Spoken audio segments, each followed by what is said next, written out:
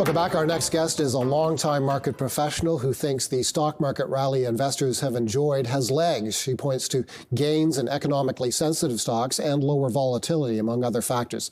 Let's welcome Diana Avigdor, portfolio manager and head of trading at Barometer Capital Management. Diana, it's always great to have you with us. I'd love to get your take, first of all, on the U.S. jobs report and specifically the market's reaction to it, which is positive, and your reaction to it. The market's takeaway seems to be that while the jobs report has reduced the likelihood of a rate cut in July, in fact, eliminated that possibility according to the Fed funds futures market, it is nonetheless, the jobs report is a sign of a solid U.S. economy that is not rapidly slowing down. What is your take, and what is your market takeaway from today's jobs number?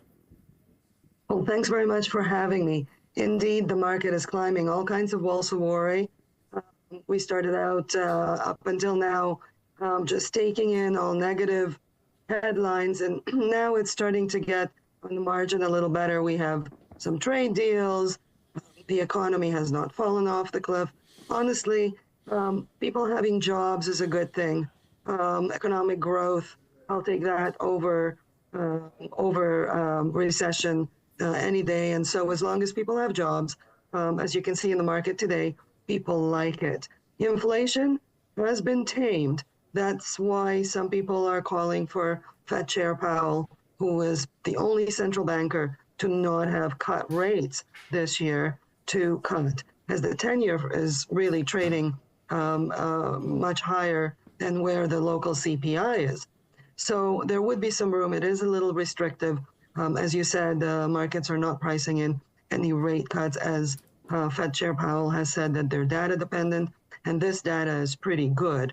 But CPI is low, so he is also a little bit forward looking, as he's expecting perhaps inflation to inch up, but we have not seen that yet. So things are looking good. Companies are figuring things out. Last earnings season was fantastic.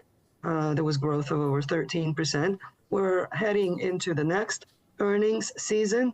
Estimates are low enough to beat, but they've been moving up, so that's a good sign. And so that's why you're seeing markets rallying globally, 52-week highs, and maybe U.S. is catching up somewhat.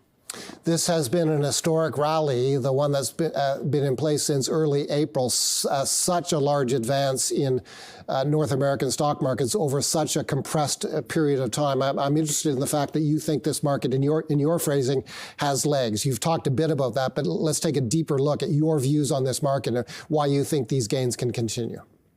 Yeah, so if the economy holds in and employment holds in and earnings hold in, we've had, for example, the stress tests coming out of the banks last week.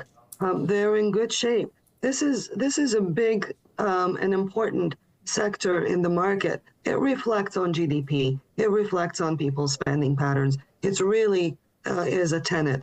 You had great stress test results, and you've had dividend hikes and buybacks coming out of some of U.S.'s largest banks.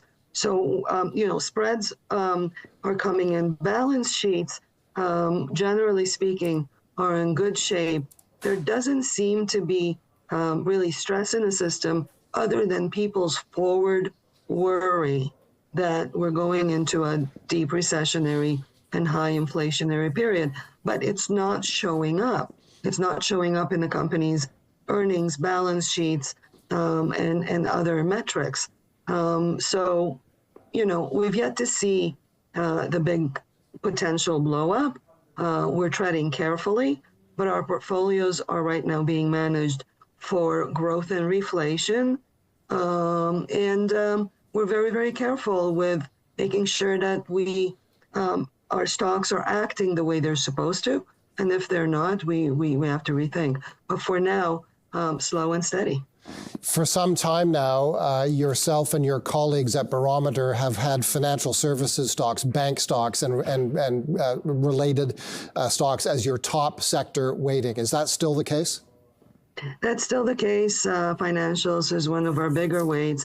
Our U.S. exposure lies in Morgan Stanley and J.P. Morgan. But I would also mention that for the first time in a very long time, it's a global phenomenon. There are investments that you make globally. So we have Banco Santander, Spanish bank, cheaper than North American counterparts. We own, other ADRs like an airliner, Embraer. It's a global breadth recovery, and so there's lots of places to be. But yes, financials is still a big weight of ours. Okay, you also like the mining sector. I see some of your top picks are a copper mining ETF and Freeport-McMoRan, which is the giant of the copper trading world. You also like Hudbay Minerals, another copper miner. So you and your colleagues at Barometer are very bullish on copper. Why so? Reflation, growth, shortages, cash flow. These are best-in-breed companies. Freeport, north of 75% of its revenue comes from copper, the rest from gold.